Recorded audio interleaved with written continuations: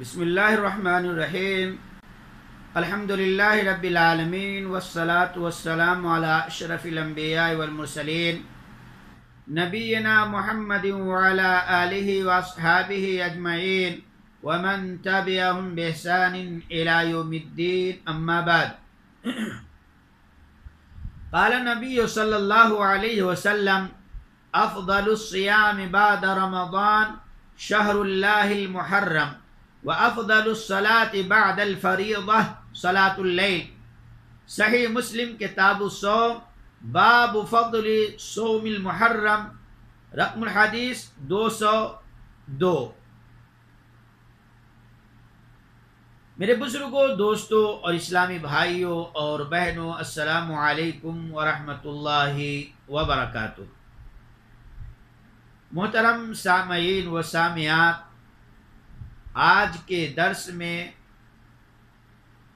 ماہ محرم، احکام و مسائل، اس سلسلے میں سلسلہ وار دروس انشاءاللہ آپ حضرات کی خدمت میں پیش کی جائے گی۔ اللہ تعالیٰ سے دعا ہے کہ اللہ تعالیٰ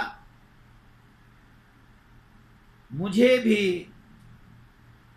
کہنے، سننے اور آپ تمام سامعین کو سن کر ان ساری باتوں پر عمل کرنے کی توفیق عطا فرمائے۔ محترم ناظرین گرامی،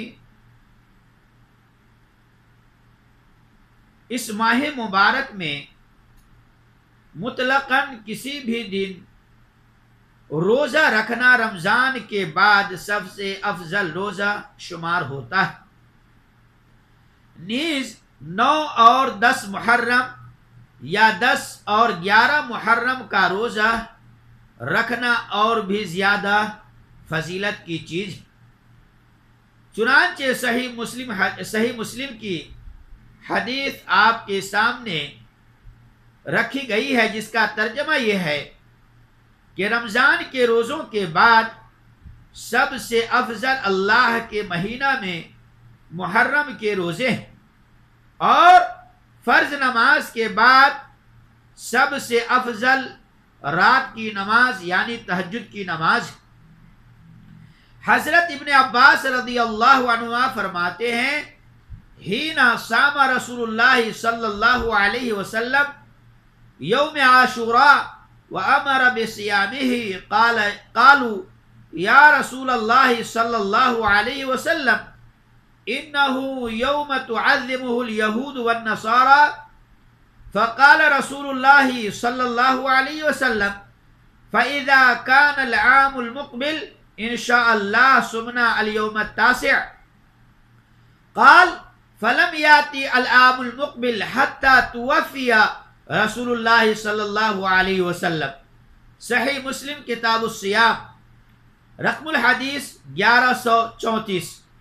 جب حضرت رسول اللہ صلی اللہ علیہ وسلم نے عاشورہ کے دن روزہ خود رکھا اور صحابہ کرام کو بھی روزہ رکھنے کا حکم فرمایا، تو اس پر حضرت صحابہ کرام رضوان اللہ علیہم اجمعین نے عرض کیا، اے اللہ کے رسول صلی اللہ علیہ وسلم، اس دن کی تو یہود و نصارہ بھی تعظیم کرتے ہیں، غالباً یہ عرض کرنا مقصود ہوگا کہ روزہ رکھ کر تو ہم نے بھی اس دن کی تعظیم کی، گویا ہم ایک عمل میں ان کی مشابہت اختیار کرنے لگے۔ تو اس پر آپ صلی اللہ علیہ وسلم نے ارشاد فرمایا، اگر اللہ تعالی نے چاہا تو اگلے سال ہم 9ویں تاریخ کو بھی روزہ رکھیں گے۔ اس طرح سے مشابہت کا شبہ باقی نہیں رہے گا۔ حضرت ابن عباس رضی اللہ تعالی عنہ فرماتے ہیں، اگلا سال آنے سے پہلے ہی آپ صلی اللہ علیہ وسلم اس دنیا سے رحلت کر گیا، آپ کا وصال ہو گیا۔ اسی وجہ سے فقہائے کرام فرماتے ہیں صرف عاشورہ کا روزہ نہ رکھا جائے بلکہ اس کے ساتھ 9 یا 11 محرم کا روزہ بھی ملا لیا جائے تاکہ یہود و نصارہ کے ساتھ مشابہت سے بچ سکیں۔ صحیح مسلم کی ایک اور روایت سے معلوم ہوتا ہے کہ قریش بھی زمانہ جاہلیت میں عاشورہ کا روزہ رکھتے تھے۔ اے میرے اسلامی بھائیوں، تو پتہ یہ چلا کہ صرف 10 محرم کا روزہ نہیں رکھنا چاہیے بلکہ 9، 10 یا 10، 11 یا پھر 3 روزے آپ رکھ لیں، 9، 10، 11۔ حضرت عائشہ رضی اللہ تعالی عنہ قالت عن عائشہ رضی اللہ عنہ قالت كانت قریش تصوم عاشوراء فی الجاہلیہ وکان رسول اللہ صلی اللہ علیہ وسلم یصومہ فلما ہاجر الی المدینہ صامہ وامر بصیامہ فلما فرض شہر رمضان قال من شاء صامہ ومن شاء ترکہ۔ صحیح مسلم کتاب الصیام باب صوم عاشوراء، رقم الحدیث 1125۔ حضرت عائشہ رضی اللہ تعالی عنہا فرماتی ہیں کہ زمانہ جاہلیت میں قریش روزہ رکھتے تھے اور جناب رسول اللہ صلی اللہ علیہ وسلم بھی روزہ رکھتے تھے۔ جب آپ صلی اللہ علیہ وسلم نے مدینہ منورہ کی طرف ہجرت فرمائی تو وہاں بھی عاشورہ کا روزہ رکھا اور صحابہ کرام رضوان اللہ علیہم اجمعین کو بھی روزہ رکھنے کا حکم فرمایا۔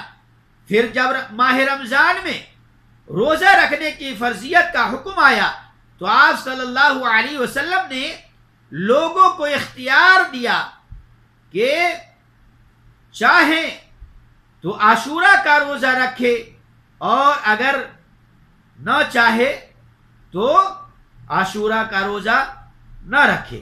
اس حدیث مبارکہ سے معلوم ہوا کہ ہجرت سے قبل بھی حضور صلی اللہ علیہ وسلم کی اپنی عادت شریفہ روزہ رکھنے کی تھی اور ہجرت کے بعد دوسروں کو بھی تاکید فرمائی تھی۔ اللہ تعالیٰ سے دعا ہے کہ اللہ تعالیٰ ہم تمام سامعین کو ان ساری باتوں پر سننے سے زیادہ عمل کرنے اور یوم عاشورہ کا روزہ رکھنے کی توفیق عطا فرمائیں۔ اجازت دیجیے اگلے درس کے لیے۔ وما علینا الا البلاغ، والسلام علیکم ورحمۃ اللہ وبرکاتہ۔